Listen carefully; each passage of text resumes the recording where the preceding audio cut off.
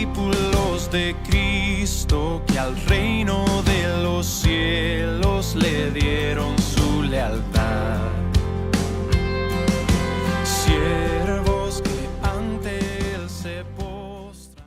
Vamos a abrir la palabra del Señor en la segunda carta de Pedro, y es la carta que hemos venido estudiando domingo a domingo, con enseñanzas muy significativas, con enseñanzas muy puntuales y con enseñanzas que confrontan nuestra vida. Y vamos a estar leyendo entonces Segunda de Pedro, capítulo 1, y vamos a estar leyendo desde el versículo 8 hasta el versículo 11. Esa es la sección que estaremos estudiando en esta mañana. Segunda carta de Pedro, capítulo 1, versículos 8 al versículo 11. Alguien definió la vocación como la respuesta del ser humano ante el llamamiento que hace Dios. Alguien dijo que la vocación es la respuesta del ser humano ante el llamamiento que hace Dios. Vocación es la respuesta a la elección de Dios. ¿Qué es la elección? La elección de Dios es un acto libre, incondicional, soberano, que ha hecho Dios sobre un individuo.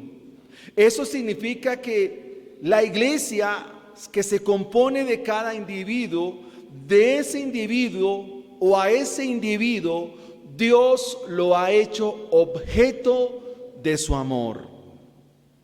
Dios elige, Dios llama eficazmente, pero el hombre responde.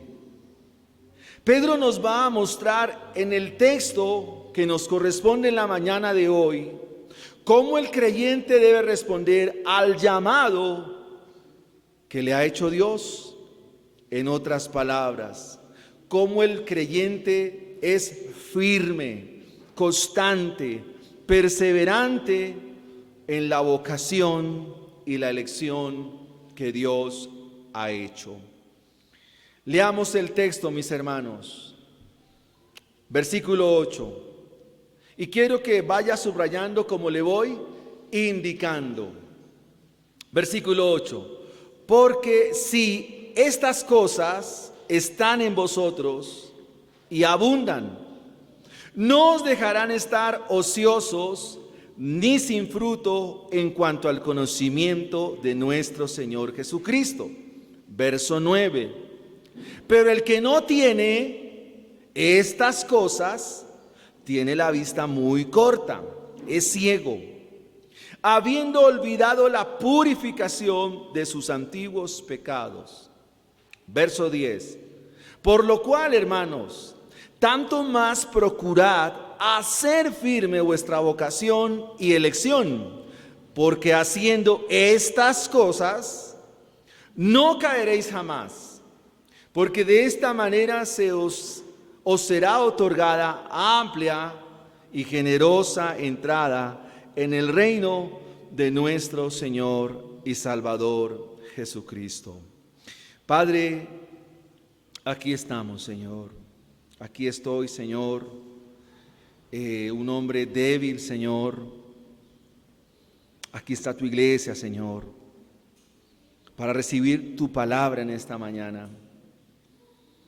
Esperamos, Señor, exponer este texto con fidelidad, Señor. Gracias te damos, Señor. Creo que en esta mañana es un llamado muy específico a los que hoy estamos aquí, Señor. También, Señor, permítenos esta semana repasar, Señor, este sermón en nuestros discipulados, Señor. Solo hoy haremos una exposición. Quizás mis hermanos puedan ver otras cosas, Señor. Haremos, Señor Dios, para la gloria de tu santo nombre. Y pedimos y rogamos tu asistencia, Espíritu Santo, para que nos ayudes a entender este mensaje, Señor, y la iglesia pueda tomar el giro que tú has dispuesto, Señor, en todos nosotros, Señor. Gracias te damos, Padre. Esta semana tú fuiste muy directo conmigo, Señor. Tú me penetraste con tus palabras, Señor. Varios momentos, Señor. Hubo instantes donde solo escurrían mis lágrimas, Señor, porque fuiste muy directo, Señor, conmigo, Señor. Pero ahora espero que lo seas con esta tu iglesia, Señor.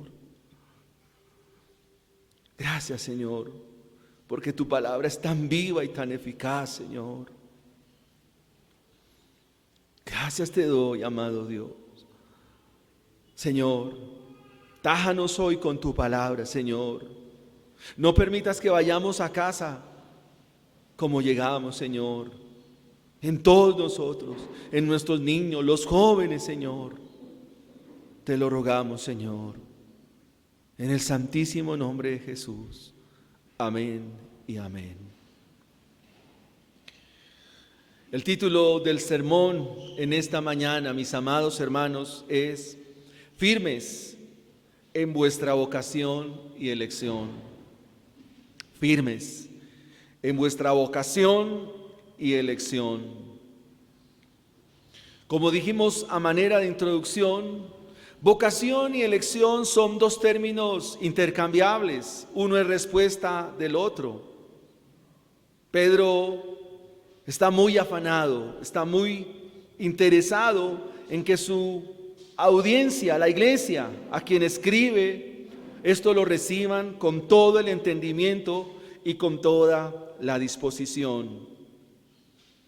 La pregunta que tenemos que resolver en esta mañana, en nuestro sermón, es muy sencilla, muy fácil. Y quiero que usted la escriba. La pregunta es, ¿qué necesito para hacer firme esta vocación y esta elección? ¿Qué necesito? ¿Qué necesitas tú para que esta vocación y esta elección sea firme en tu vida? ¿Qué necesitas tú como creyente? ¿Qué necesitas tú como hermano, como hermana, como papá, como mamá? ¿Qué necesita nuestra iglesia para que esta vocación y esta elección sea firme? Y esta palabra firme significa que sea sólida, que sea permanente, constante. ¿Qué necesito para hacer firme esta vocación y esta elección? Número 1, versículo 9.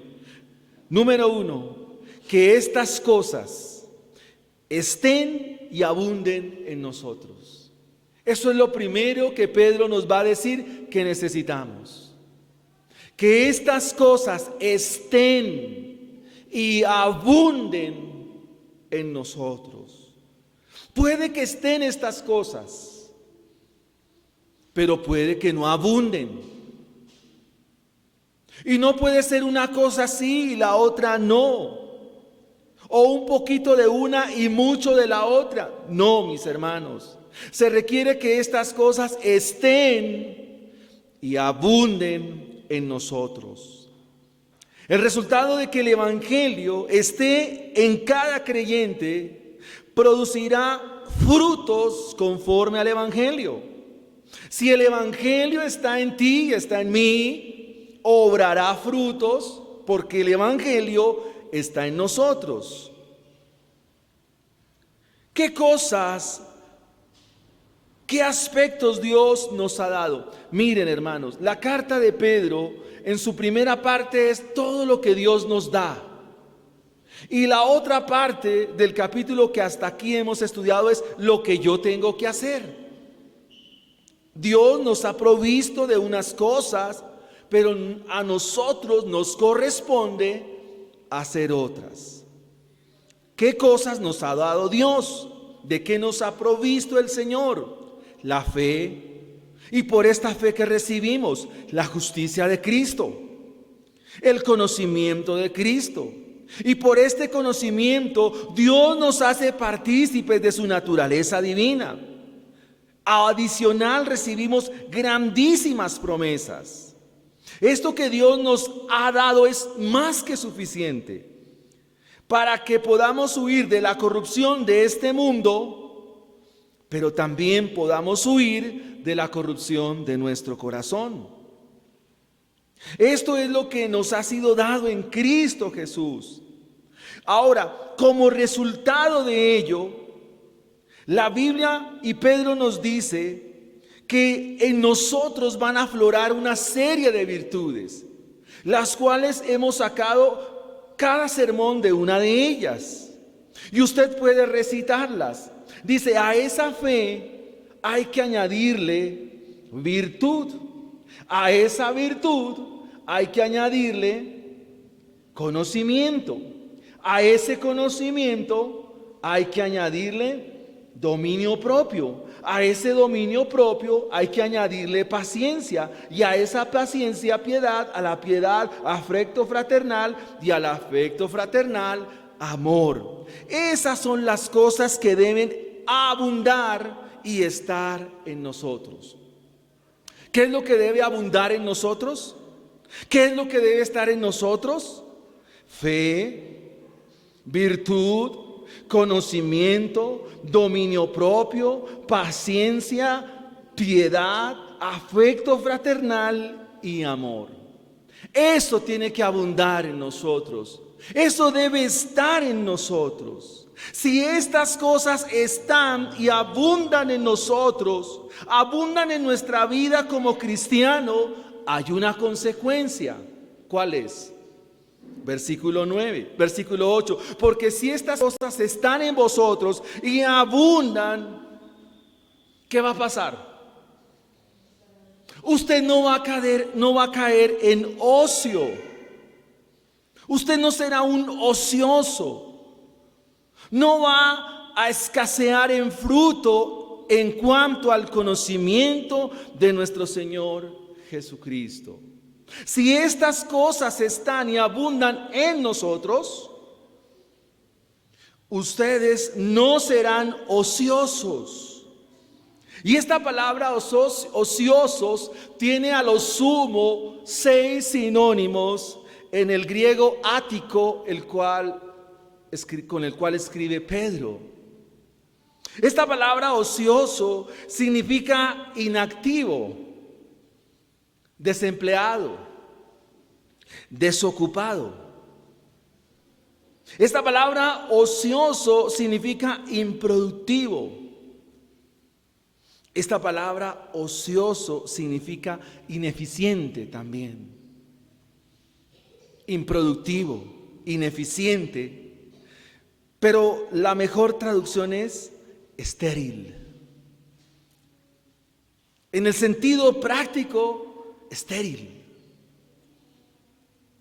Y la palabra estéril significa que no puede dar fruto. Amén. Si estas cosas están y abundan en ustedes, que es mi primer punto del sermón, tú no vas a estar estéril. Pero no estéril en cualquier cosa, estéril en el conocimiento de nuestro Señor Jesucristo. No vas a estar desempleado, no vas a estar desocupado, no vas a ser improductivo, no vas a ser ineficaz en el conocimiento de Cristo. ¿De dónde surge entonces tanta esterilidad y estancamiento en la iglesia, en nuestra iglesia aquí? ¿De dónde surge el ocio en cuanto al conocimiento de Cristo? Yo recuerdo que un miembro de nuestra iglesia en cierto momento me dijo: hermano, pero es que nosotros, la iglesia no debe propender por ser eruditos en Biblia, eso no se requiere.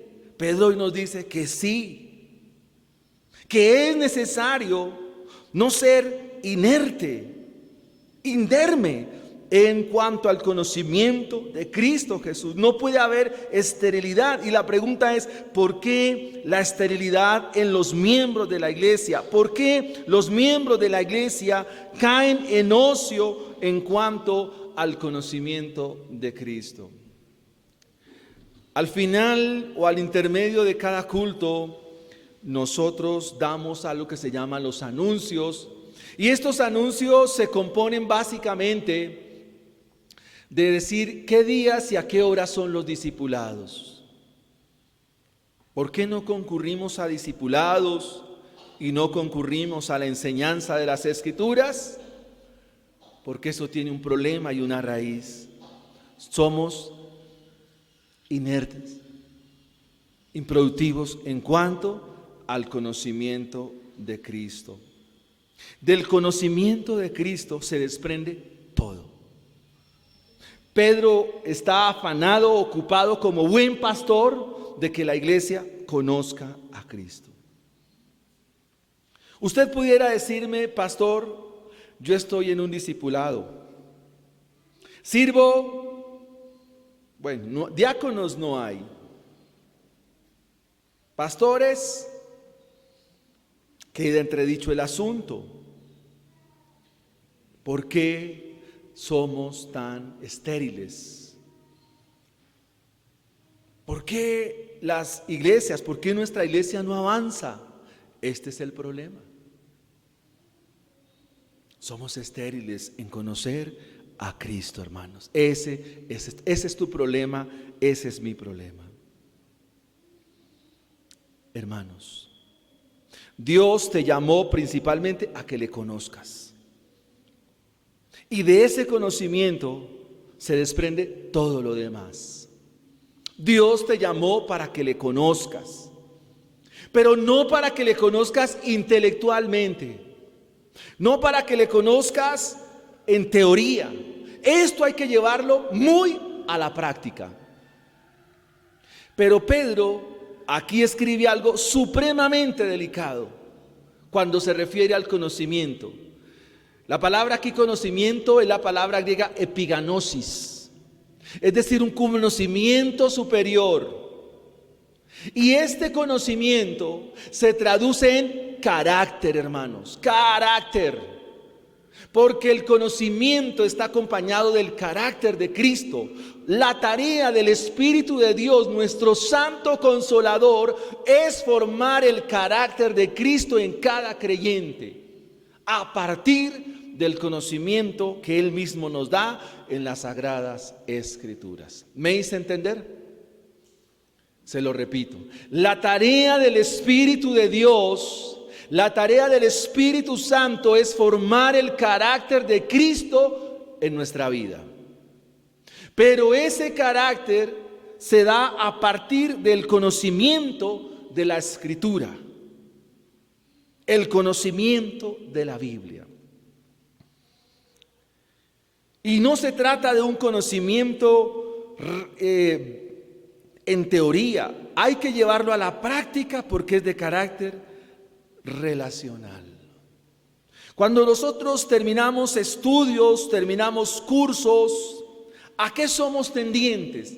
A pensar que ya lo sabemos todo, que no necesitamos de nada más, que ya somos producto terminado, lo cual es un gravísimo error. Porque en la medida que Dios por su gracia nos asista, entonces podemos crecer en el conocimiento de Él. Ustedes recuerdan varios hermanos que han estado con nosotros y sus hijos, pues no es que conocieran mucho de Dios, no lo sé. Pero él me dijo esta inquietud, me dijo, hermano, ¿por qué no enganchamos a nuestros hijos en la alabanza? Y así los vamos involucrando en las cosas del Señor. Error. Eso no es posible. Porque tú puedes estar aquí tocando la guitarra, puedes interpretar un instrumento, puedes servir, puedes hacer cosas sin el conocimiento de Cristo, lo cual, mi hermano, no te sirve de nada. Aún se puede ser pastor sin conocimiento de Cristo. ¿Sirve de mucho? No, no sirve de nada. Amados hermanos, la meta de la vida cristiana es el conocimiento de nuestro Señor Jesucristo. El conocimiento perfecto de Cristo y la comunión duradera con Él. Y esta es la vida eterna, que te conozcan a ti, el único Dios verdadero. Si estas cosas están y abundan en nosotros, nunca estarás ocioso en cuanto al conocimiento de Cristo. Es lo que Pedro dice en el versículo 8. No estarás ocioso. Habrá fruto visible en ti. Habrá fruto del Evangelio en tu vida. Sabrás qué hacer en la iglesia. Podrás identificar tus dones realmente.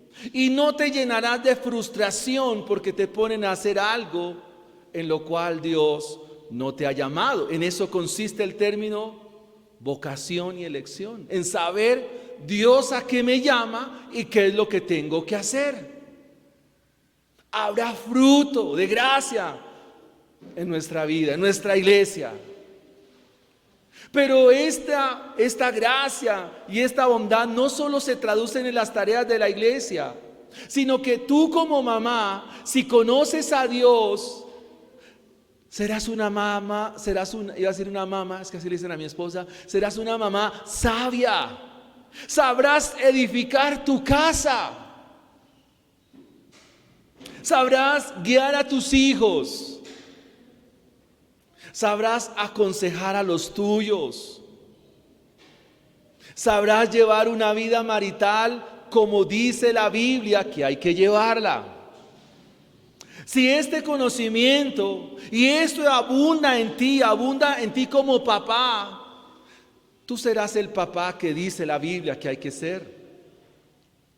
No perfecto, pero estás en ese camino. Serás el esposo el cual Dios ha dicho que sea por su palabra. Si estas cosas abundan y están en vosotros, ustedes serán creyentes como Dios dice. Esas virtudes se aplican a todas las esferas de la vida cristiana. No hay una área de la vida cristiana que sea extraña a estas virtudes. Estas virtudes cubren todo lo que es un cristiano como tal.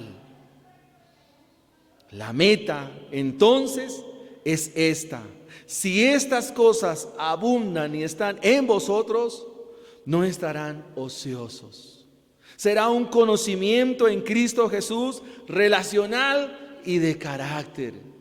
Será un conocimiento perdurable. Miren, hermanos, esta meta solo se alcanza si la vida no queda sin obra y sin fruto. Dios ha sembrado la semilla en nuestros corazones. A nosotros nos toca como el labrador contribuir con nuestro esfuerzo para dar ese fruto. A pesar de todo, necesitamos seguir creciendo. Viene aquí algo delicado, y es que si un cristiano no da este fruto en cuanto al conocimiento de Cristo, no es que este cristiano esté en desobediencia, no es que este cristiano esté en rebeldía, tampoco. Sencillamente no es cristiano. No eres, no te engañes. Porque el mismo hecho de que el Evangelio esté en mi vida, por ese hecho de que el Evangelio está en mi vida, va a producir fruto. Así de sencillo. No tener estas cosas no nos hace firmes en nuestra vocación y en nuestra elección. No tener estas cosas, si no están y no abundan, eso no confirma nada, porque somos estériles. Por lo contrario, estamos negando y nuestras vidas siguen vacías y huecas como vinimos a este mundo. Y eso nos lleva a nuestra segunda enseñanza o nuestro segundo punto. El versículo 9 dice así: pero el que no tiene estas cosas, ¿sí? ¿Lo leen en su Biblia, hermanos? Pero el que no tiene estas cosas tiene la vista muy corta, es ciego, habiendo olvidado la purificación de sus antiguos pecados. Mi segundo punto es el peligro y consecuencia de no tener estas cosas. Quien no tiene estas cosas está en peligro. Quien no tiene estas cosas sufrirá terribles consecuencias. Cuando vamos en carretera y nos dicen peligro, abismo a 200 metros, si no tenemos en cuenta esta advertencia y no tenemos en cuenta esto que se nos anuncia, podemos sufrir una tragedia. Peligro y consecuencia de no tener estas cosas. ¿Qué pasa si estas cosas no están en nosotros? Pedro ya nos dijo que si estas cosas están y abundan en nosotros, somos librados del ocio en cuanto al conocimiento de nuestro Señor Jesucristo. Pero si estas cosas no están en nosotros, estamos en grave peligro. La palabra aquí, ciego o miope, es una palabra griega muy interesante. La palabra griega aquí es miopazo. Miopazo. Significa no puede ver. No puede ver ni a 2 dedos ni a 3 dedos. No puede ver. Pero aquí es no puede ver con su sentido espiritual. Es decir, está totalmente ciego. Tiene la vista muy corta. En el griego ático se usan palabras sinónimas o seguidas para reforzar la misma idea. Y la idea aquí es que está ciego, no puede ver. Dice, si no las tiene es porque no puede ver, está ciego, es miope. Está no solo en ceguera física, sino también en ceguera intelectual. Significa que sus pensamientos están ciegos, su razón está en oscuridad, su manera de pensar, su manera de actuar está en tinieblas. Y esta palabra, ciego, miope o que no puede ver, habla de las densas tinieblas y la oscuridad que está inundando su corazón. En otras palabras, su vida está en peligro de muerte y su destino es la misma perdición. Recuerde que Pedro también al escribir no solo tiene en mente la iglesia, sino que tiene en mente los personajes del capítulo 2.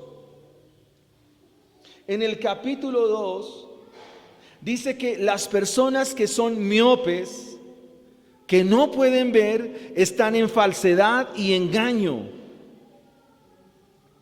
que son fuentes sin agua, nubes empujadas por la tormenta, para las cuales está la más densa oscuridad y está reservada la destrucción de ellos. Así es todo aquel que no tiene estas cosas.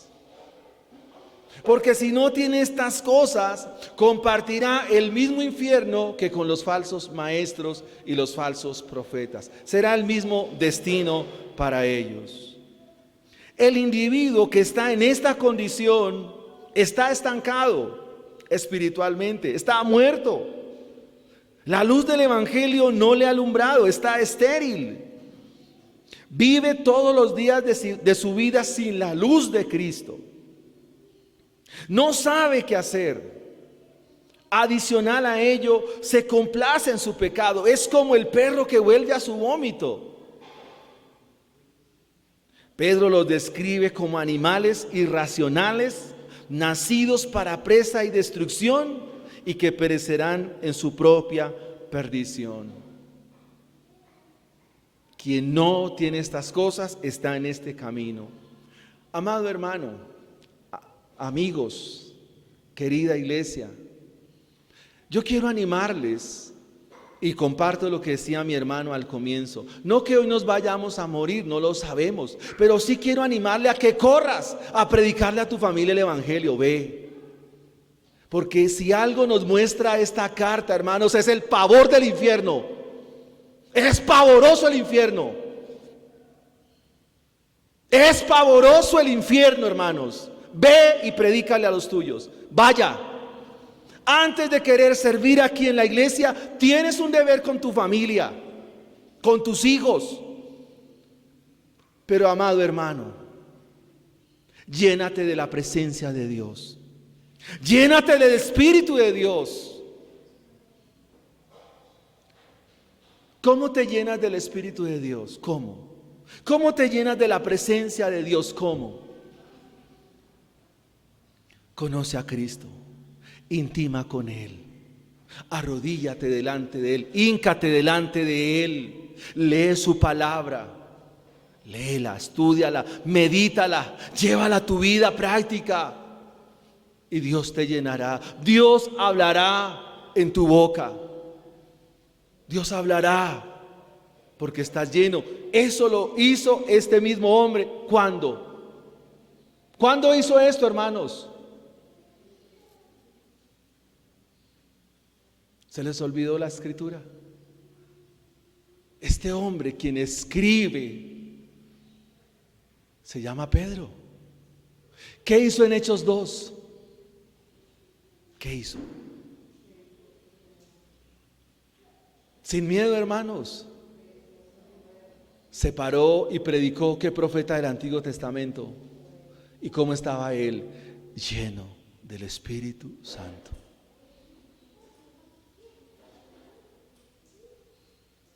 Una persona así hay que predicarle, pero hay que presentarle el evangelio.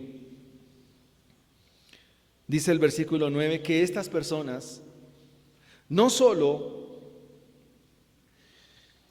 tienen la vista muy corta, están ciegos, no pueden ver, sino que han olvidado la purificación de sus antiguos pecados. Este texto es muy delicado aquí. Si no estudiamos la teología pedrina, hay teología juanina, hay teología paulina y hay teología pedrina. Pedro está hablando aquí del bautismo, ¿sí? Porque si alguien a quien se le purifican los pecados, pues significa que ha sido salvado, ha sido limpiado. ¿Cómo puede caer en el olvido tal persona? Como que no hay consecuencia. Por eso es un texto de una interpretación muy cuidadosa. Decía mi hermano Rubén, predicar es muy tremendo, porque no podemos salir aquí con cualquier cosa. Miremos el texto, dice: pero el que no tiene estas cosas, usted ya sabe cuáles cosas, tiene la vista muy corta, ya sabemos que está ciego, pero ha olvidado la purificación de sus antiguos pecados. Es decir, que el rito del bautismo, el cual se le practicó, lo hizo externamente. Simplemente fue un acto externo, pero no pasó nada en su corazón. Al bautismo, el cual Pedro cita aquí, se le llama el rito de la purificación. Eso está en el libro de los Hechos, en los primeros 8 capítulos. Es posible que un creyente cante las palabras de Cristo. Es posible que una persona halle las almas, busque, pero no haya habido un cambio en su corazón. Dije un creyente, no, un individuo, una persona. Hermanos, nosotros podemos aprender formas religiosas, como cuando íbamos a misa.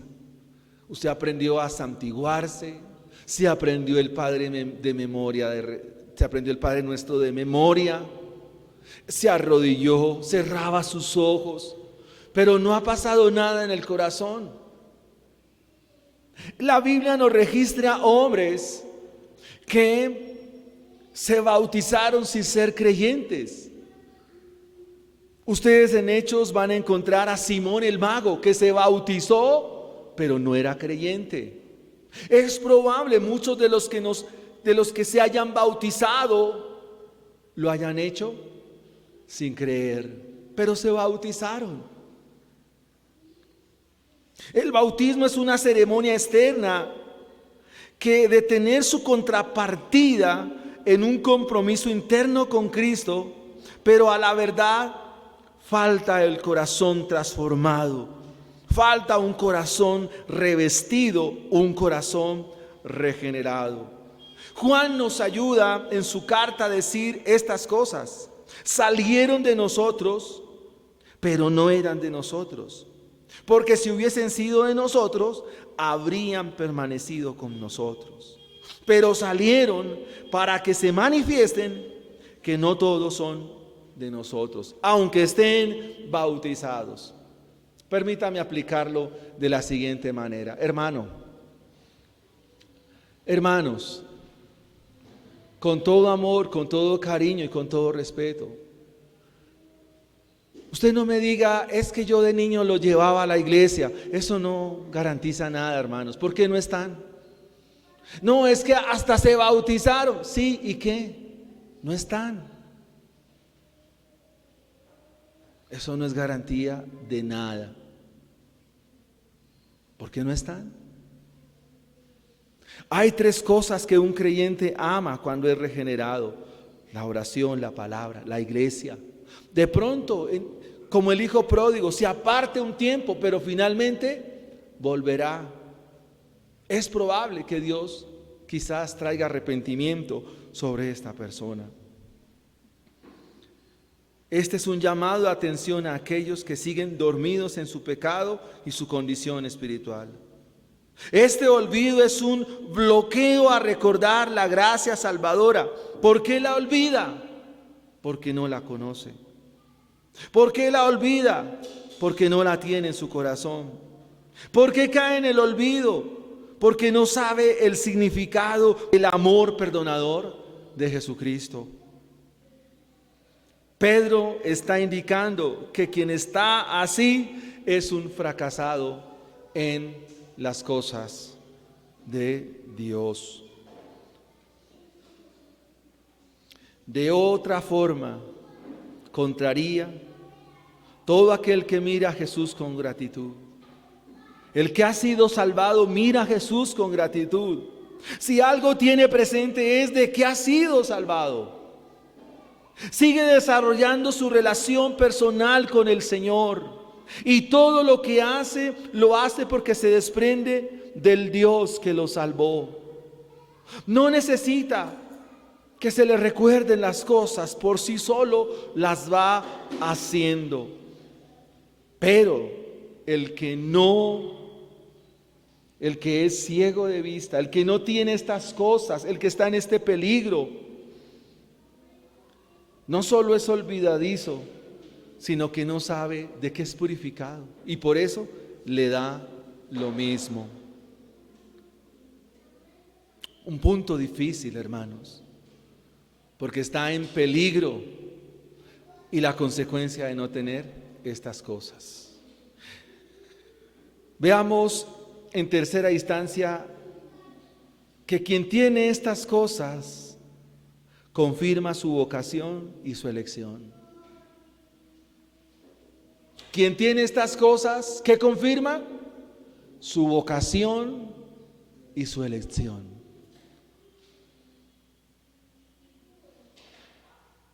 Cuando hablamos de la doctrina de la elección, hermano, eso no se puede tomar a la ligera. A esto hay que dedicarle semestres estudiando. No es que Dios elige y ya, no, hay que tener un fundamento. lo cual hablaremos después. Versículo 10.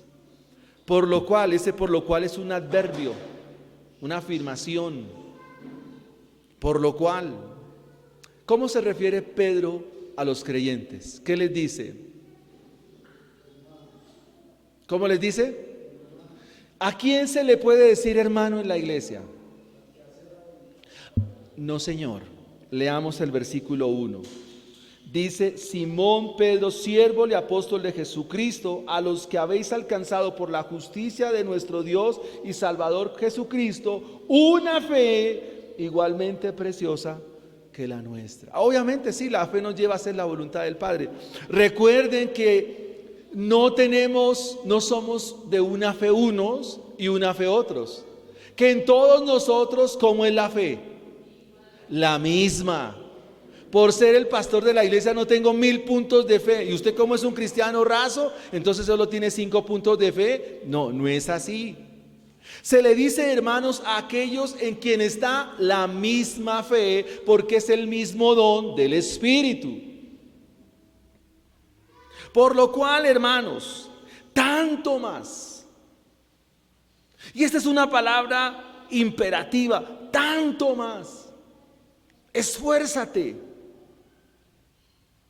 Tanto más procuren hacer firme vuestra vocación y elección. Es decir, esto confirma, esto muestra, esto evidencia, esto da cuenta de que evidentemente soy un escogido de Dios.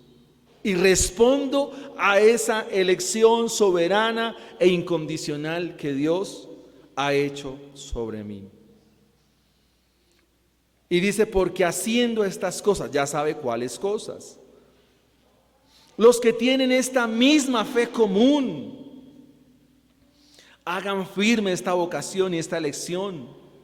Y Pedro recalca, enfatiza la seguridad que nos da el versículo 8, con lo cual ratifica que evidentemente es un llamado de Dios. Pregunto, ¿Pedro fue llamado por Dios? ¿Cierto que sí? Y él le dice, esa fe que yo tengo, entonces también está ¿en quién? En ustedes, hermanos. Por eso se refiere así, hermanos. Ahora, ¿cuál es la vocación y cuál es tu llamado? Conocer a Cristo, intimar y vivir para Él. Para conocer a Cristo, para intimar y vivir con Él, por Él y para Él.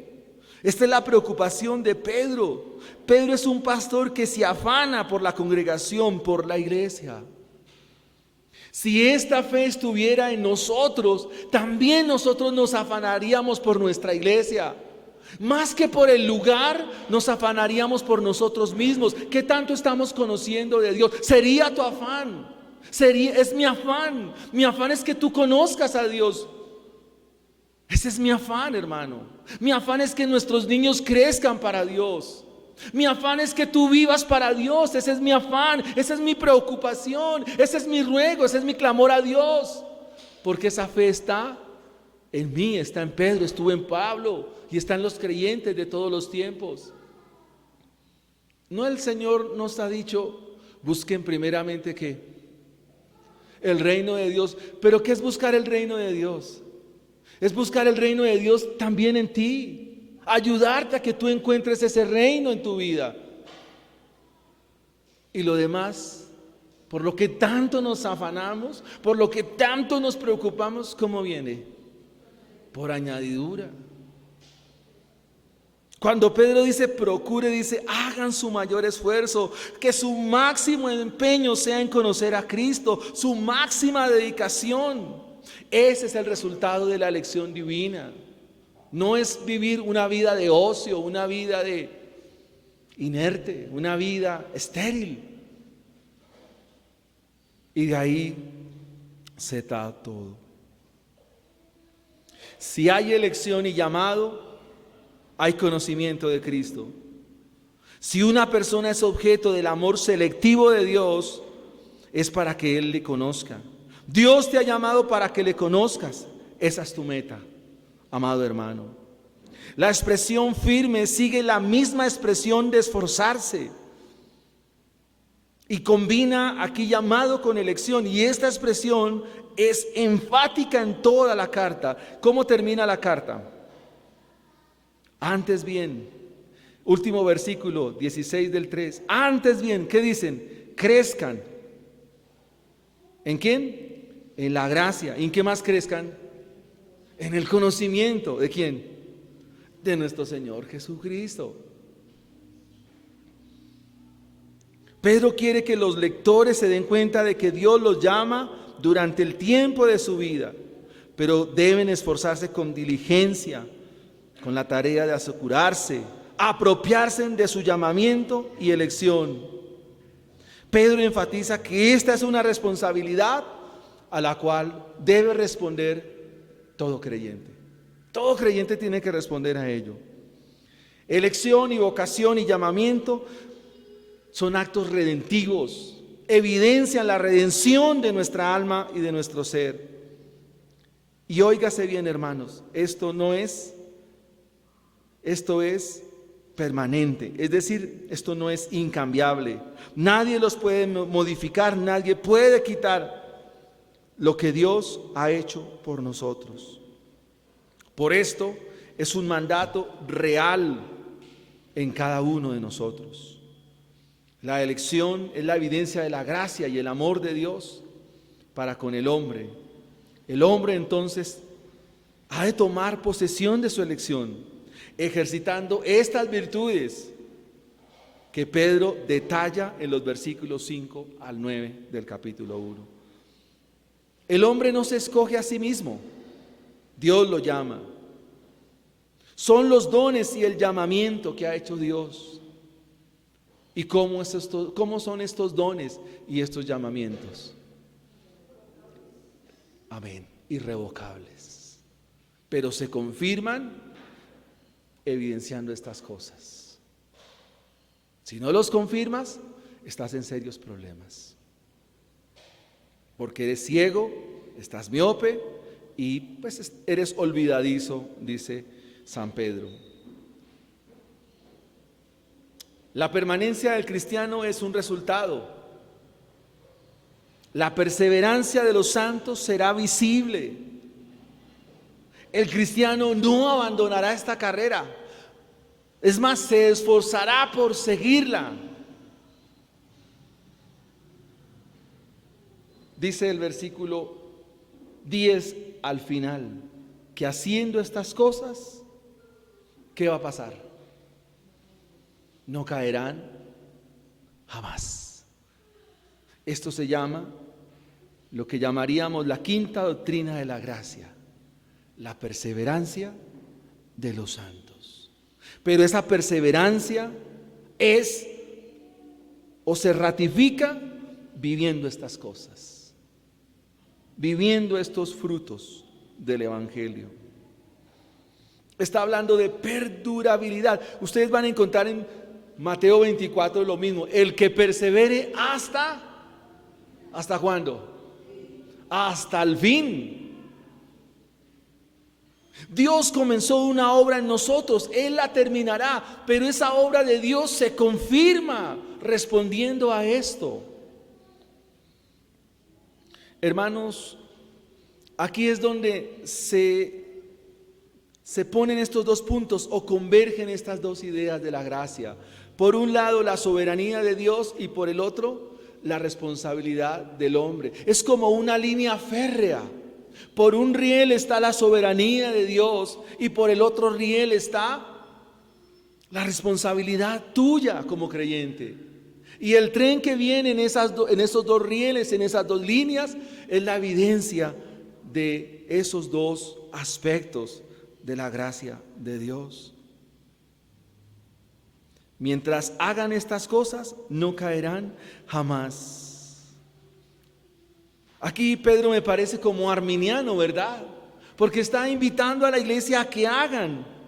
Y como cierra en el versículo 11, dice, porque de esta manera ustedes tendrán amplia, espaciosa, generosa entrada al reino de Cristo. Como que yo tengo que hacer esto para entrar al reino de los cielos. ¿Ustedes qué dicen?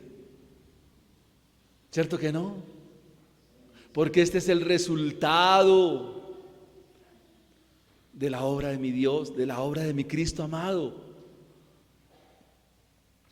Quien vive en estas cosas, quien está en estas cosas, tiene en sus oídos esa expresión del Señor: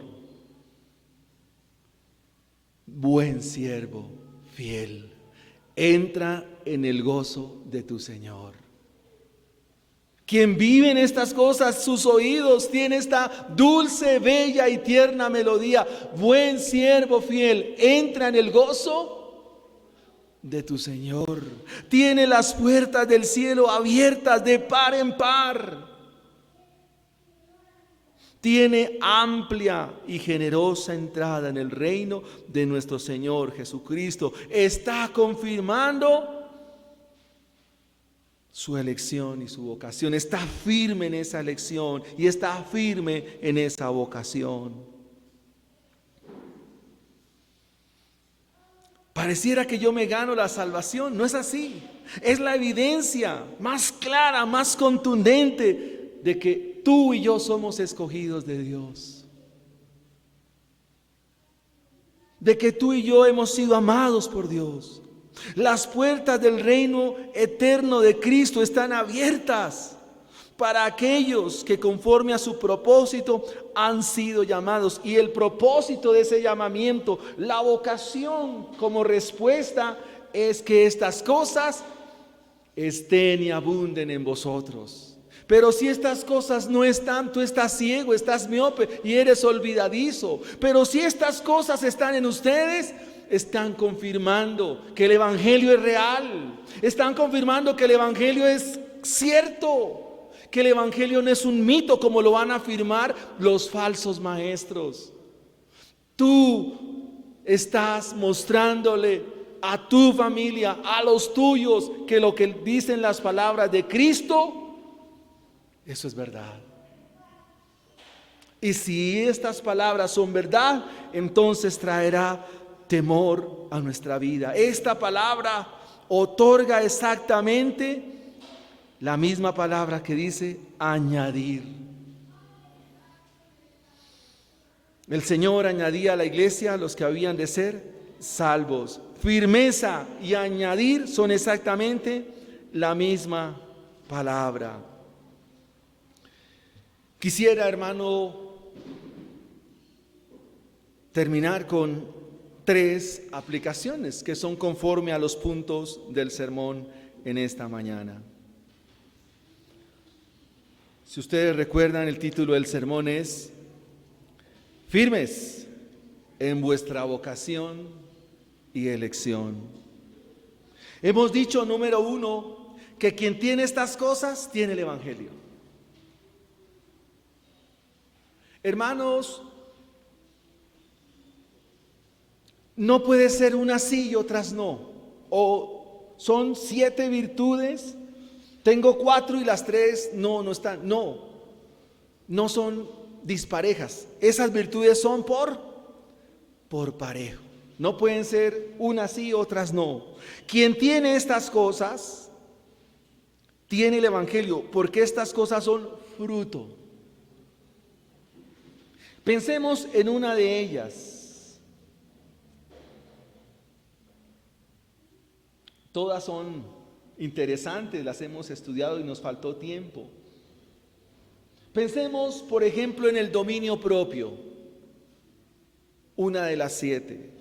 El dominio propio es un fruto del evangelio al cual tú respondes. Si el dominio propio abunda en tu vida, y lo pueden estudiar en los discipulados esta semana, si el dominio propio abunda en ti, tú vas a pecar menos. ¿Por qué vas a pecar menos? Porque te vas a contener de deshonrar a Dios. Te vas a contener de ser tan mentiroso, de decir mentiras, y pensarás que eso ofende y desagrada a Dios. Vas a refrenar mejor tu lengua, porque tienes dominio propio. Los apetitos de la carne, esa templanza, porque es la misma expresión, estará restringida por la gracia de Dios. Serás auxiliado en ese momento. Y esto es un fruto del Evangelio. Cada día vas a estar más santificado delante de Dios. Esto a manera de aplicación. Quien tiene estas cosas, tiene el Evangelio. Va camino a la meta. Y no solo que estén, sino que abunden y hagan presencia. Propenderás cada día por saber y conocer más de Cristo, el verdadero conocimiento de nuestro Señor Jesucristo. Siempre debería encender en nuestros corazones ese deseo insaciable de conocer mejor y querer usar ese conocimiento al servicio de los demás.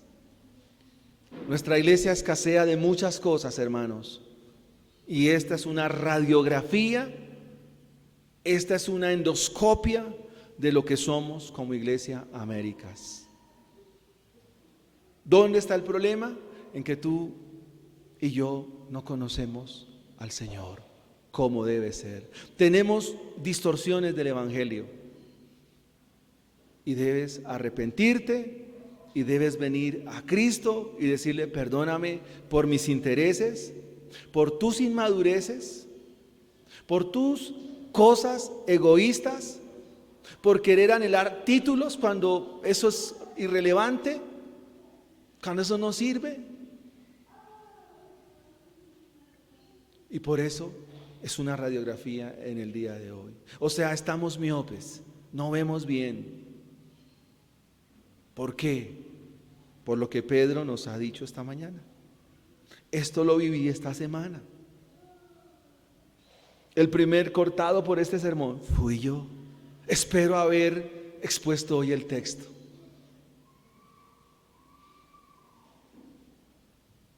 Si estas cosas están en nosotros, nuestra iglesia va a crecer, hermanos. ¿Se ha preguntado por qué nuestra iglesia no crece? Como alguien me dijo un día, ¿por qué están tan estancados? Claro, hermanos, eso ya lo doy por sentado, que Dios añade, que el crecimiento lo da Dios, eso está por sentado, eso no tiene discusión. Pero amados hermanos, hay que cambiar, hay que arrepentirnos. Somos siervos, siervas, eso es lo que somos y nada más. Así nos va a decir el Señor en aquel día: buen siervo, entra en el gozo de tu Señor.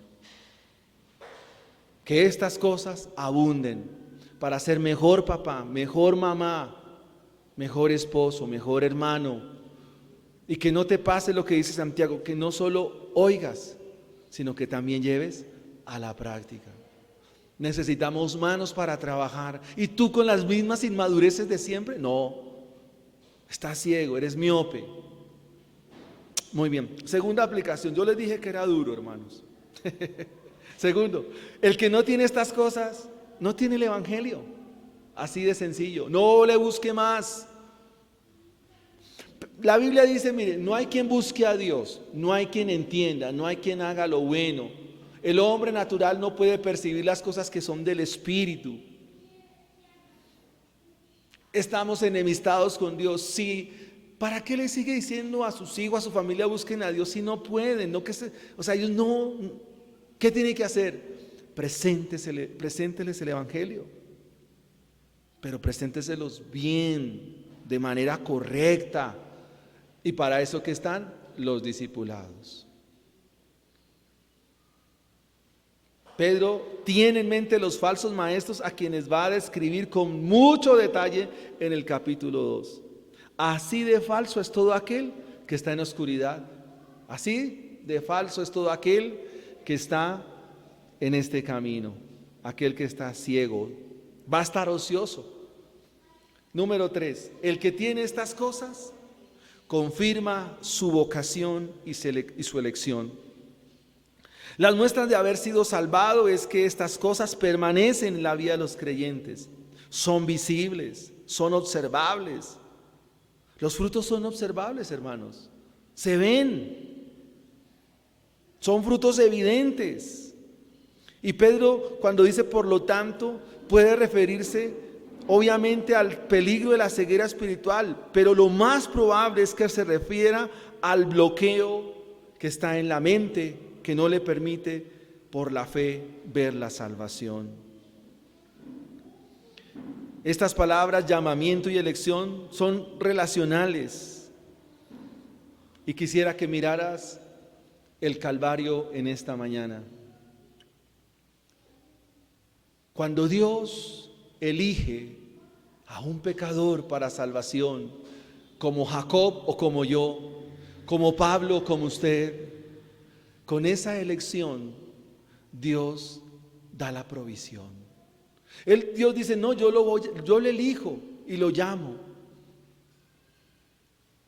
Pero Él, en su gracia y su misericordia, con ese plan selectivo, con esa gracia que Él da, viene la provisión.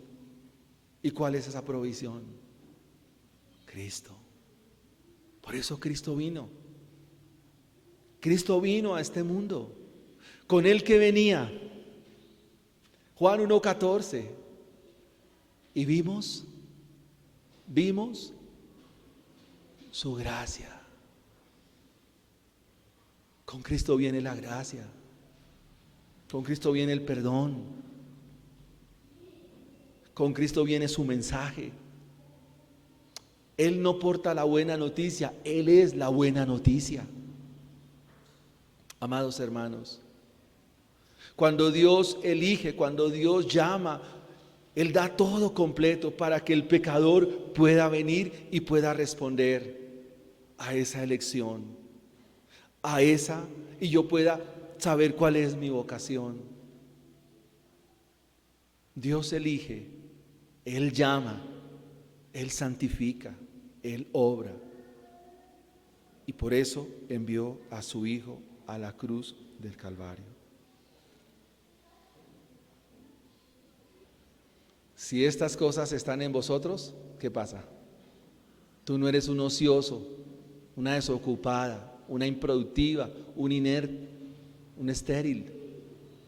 Pero si estas cosas no están en vosotros, ¿qué pasa? Eres ciego, miope, olvidadizo, estás perdido. Pero si estas cosas están en vosotros, tú confirmas que eres salvo, que Dios te ha escogido, que eres una oveja de Cristo, eres un vaso de gracia. Ustedes dirán, ¿y por qué repite? Porque Pablo dijo, no me molesto volveros a repetiros las mismas cosas. Así que eso lo dijo Pablo, pues yo también vuelvo y lo repito. Amén. ¿Quiere ponerse en pie y oramos al Señor?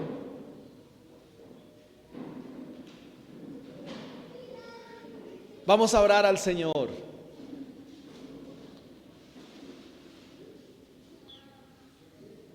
Su amor que me salvó.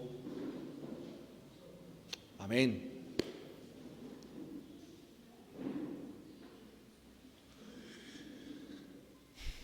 Las tareas de la iglesia son el resultado de conocer a Cristo. Si yo conozco a Cristo, voy a saber lo que tengo que hacer en la iglesia. Nadie tendrá que decirme, haga esto o haga aquello. No, el resultado de conocer a Cristo es, tengo que hacer esto. Ese es lo que dice Pedro. Incline su cabeza, su rostro, cierre sus ojos y pídale perdón a Dios. Ahora, si no eres un creyente y has sido acá un imitador, bueno, pues confía en Cristo para salvación. Con la gracia viene la provisión. Dios da todo por completo. Amado hermano, y vaya lleno de gracia, lleno de Dios, de su palabra, de su presencia, para anunciarle a su familia el evangelio. Voy a estar orando por ello, hermanos. Padre celestial, en el nombre glorioso de tu Hijo Jesucristo, queremos darte gracias, Señor.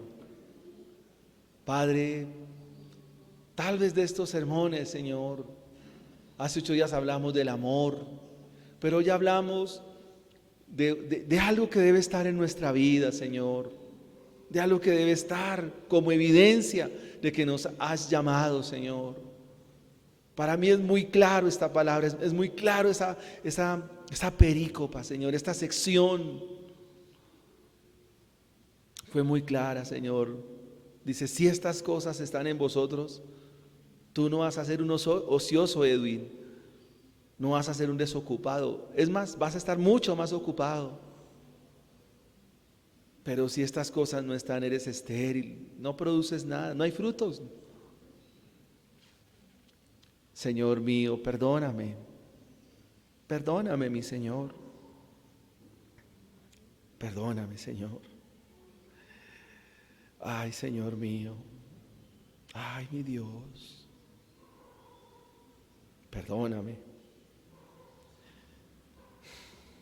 Señor, perdóname. Y perdónanos. Ayúdame, Señor. Ayúdame a ser el papá, Señor, el esposo, a ser siervo, Señor, de mis hermanos. Ayúdame a amarlo, Señor. Ahí clarito dice, al final dice, con amor fraternal, con amor. Y tal vez yo no he amado, Señor.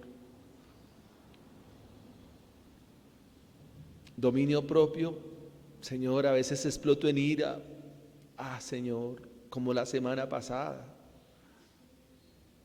No lo hay, Señor. Paciencia, constancia, en algunas cosas sí, en otras no.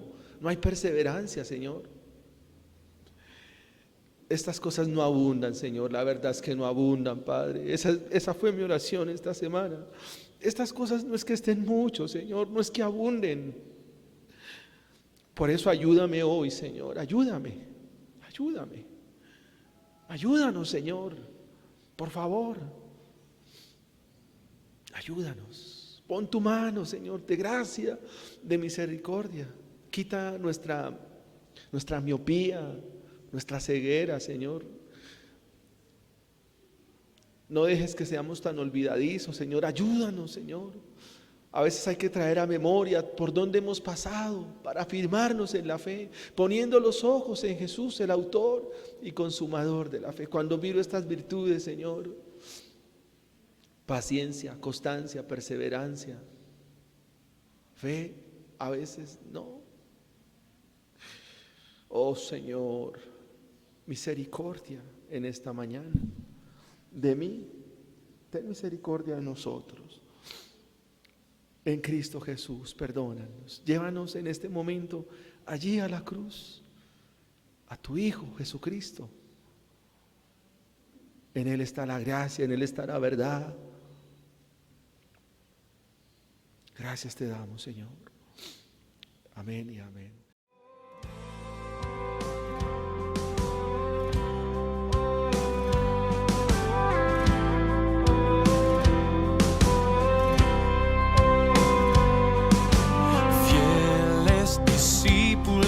De Cristo que al reino de los cielos le dio.